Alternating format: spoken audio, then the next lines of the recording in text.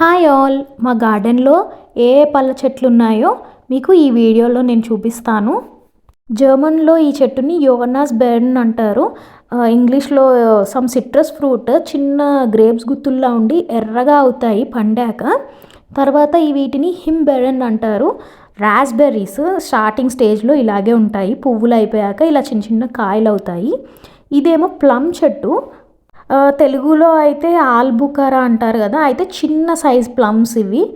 మంచిగా రంగు వచ్చాక చాలా స్వీట్ ఉన్నాయి, స్వీట్ అండ్ పులుపు సోర్ ఉన్నాయి. చాలా పెద్ద చెట్టు అండ్ కొమ్మ నిండా కాయలు ఉన్నాయి. ఈ చెట్టు ఫ్రూట్ని బెండెన్ అంటారు జర్మన్లో. ఇంగ్లీష్లో పియర్స్. చిన్న బల్బ్ లాగా ఉంటాయి.